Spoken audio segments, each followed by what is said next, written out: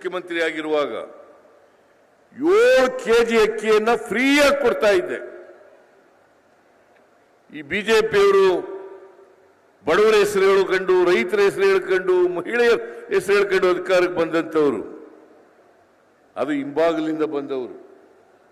ಯಾವತ್ತೂ ಕೂಡ ಬಿಜೆಪಿಯವರು ಜನರ ಆಶೀರ್ವಾದವನ್ನು ಪಡ್ಕೊಂಡು ಅಧಿಕಾರಕ್ಕೆ ಬಂದಿಲ್ಲ. ಕರ್ನಾಟಕದಲ್ಲಿ 2008 ಇರ್ಬೋದು, 2013 ಇರ್ಬೋದು, 18 ಇರ್ಬೋದು, ಯಾವತ್ತೂ ಕೂಡ 113 ಸ್ಥಾನಗಳನ್ನು ಪಡ್ಕೊಂಡು ಜನರ ಆಶೀರ್ವಾದವನ್ನು ಪಡೆದು ಅಧಿಕಾರಕ್ಕೆ ಬರಲಿಲ್ಲ. ಜೆಡಿಎಸ್ನವರು ಇನ್ನೊಬ್ರು ಹೆಗಲ ಮೇಲೆ ಕೂತ್ಕೊಂಡು ಬಂದಿದ್ದಾರೆ ಹೊರತು ಅಧಿಕಾರಕ್ಕೆ ಅವರು ಸ್ವಂತ ಶಕ್ತಿ ಮೇಲೆ ಅಧಿಕಾರಕ್ಕೆ ಬಂದಿಲ್ಲ. ನಾವು 2018ರಲ್ಲಿ ಅವ್ರ ಮನೆಗೆ ಹೋಗಿ ನಮ್ಮ ಲೀಡರ್ಗಳು ನೀನೇ ಮುಖ್ಯಮಂತ್ರಿ ಆಗಪ್ಪ ಅಂತೇಳಿ ಕುಮಾರಸ್ವಾಮಿಗೆ ಮುಖ್ಯಮಂತ್ರಿ ಮಾಡೋದು.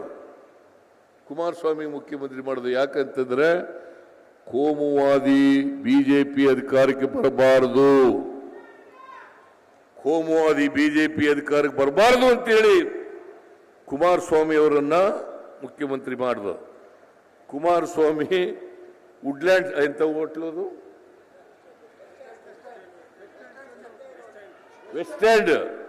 ವೆಸ್ಟ್ ಎಂಡ್ ಹೋಟ್ಲಲ್ಲಿ ಉಳ್ಕೊಂಡು ಅಧಿಕಾರ ಕಳ್ಕೊಂಡು